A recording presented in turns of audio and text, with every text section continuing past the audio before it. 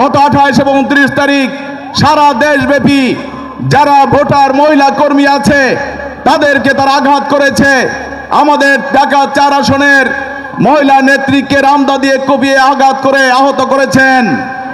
এমন একটি হিংস্রতা যারা নারীদেরকে অবমূল্যায়ন করে। বাংলাদেশ জামাত ইসলামী এবং 11 দলীয় ঐক্যের ভিত্তিতে যে জোট হয়েছে, এই জোটের পক্ষ থেকে ঢাকা 6 আসনে জনগণের নেতৃত্ব দেওয়ার জন্য আমাদের জন্য একজন ভাইকে উপহার দেওয়া হয়েছে। আমি সংক্ষিপ্তভাবে তার বিগত সময়গুলো উল্লেখ করতে চাই। যিনি ছাত্র জীবনে প্রিয় নবী মুস্তাফা হযরত মুহাম্মদ সাল্লাল্লাহু আলাইহি ওয়াসাল্লামের আদর্শকে লালন করে ছাত্রদের মাঝে ইসলামের সুমহান দাওয়াত পৌঁছে দেওয়ার জন্য ভূমিকা পালন করেছেন। কুষ্টিয়া ইউনিভার্সিটি থেকে মাস্টার্স ডিগ্রি অর্জন করার পরে প্রাচ্যের অক্সফোর্ড নামে খ্যাত ঢাকা বিশ্ববিদ্যালয় থেকে পিএইচডি অর্জন করে বাংলাদেশ ইসলামী বিশ্ববিদ্যালয়ের সহযোগী অধ্যাপক হিসেবে আজ অত্র ছাত্রদের এবং ছাত্রীদের শিক্ষার জ্ঞান সরবরাহ করার জন্য চেষ্টা চালিয়ে যাচ্ছেন। তিনি একজন বিশিষ্ট শিক্ষাবিদ, তিনি জনবান্ধব নেতা। যখন এই জোট থেকে তাকে মনোনীত করা হয়েছে, অত্র এলাকার সকল মানুষের পাশে তিনি সকাল বিকাল দুপুর রাত ছুটে চলেছেন। যিনি প্রতিটি মুহূর্তে জনগণের কল্যাণের জন্য তালিকা করে করে অত্র এলাকার বিভিন্ন এলাকায় যত উন্নয়ন ভাবনা এবং মত বিনিময় সভা বাস্তবিত হয়েছে, স্বতঃস্ফূর্ত জনগণের সাথে মত বিনিময় করেছেন। শুধু তাই নয়, জনগণ উন্মুক্তভাবে বলে দিয়েছেন। যখনই নির্বাচন ঘোষণা হয়েছে আমরা চিন্তিত ছিলাম, কারণ বিগত 54 বছরে যারাই বারবার ক্ষমতায় এসেছেন আমাদেরকে বারবার বিভিন্ন আশ্বাস দিয়েছেন, আমাদেরকে স্বপ্ন দেখিয়েছেন, কিন্তু যখনই ক্ষমতায় গিয়েছে তখন আমাদের স্বপ্ন ভেঙে চুরমার করে দিয়েছে। আমরা একটি পর্যায়ে ডক্টর আব্দুল মান্নান ভাইয়ের মতো একজন নেতা পেয়ে আমরা বুঝতে পেরেছি আমরা যে একজন বিকল্প আদর্শিক নেতা খুঁজেছি, আমরা সেই বিকল্প আদর্শিক নেতা খুঁজে পেয়েছি, আলহামদুলিল্লাহ।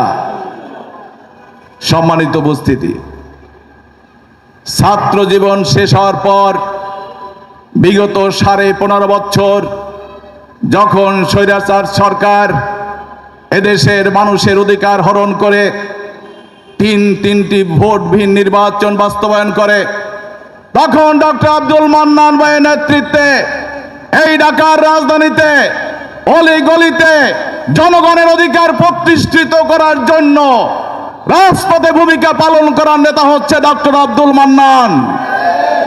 আজকে যারা লম্বা লম্বা বক্তব্য দেন, বারবার আমাদের বিভিন্ন নির্বাচনী অফিস সহ বিভিন্ন কিছু ভাঙচুর করেন, তাদের উদ্দেশ্যে বলতে চাই, বিগত 15.5 বছর একটি স্লোগান দিতে পারেননি।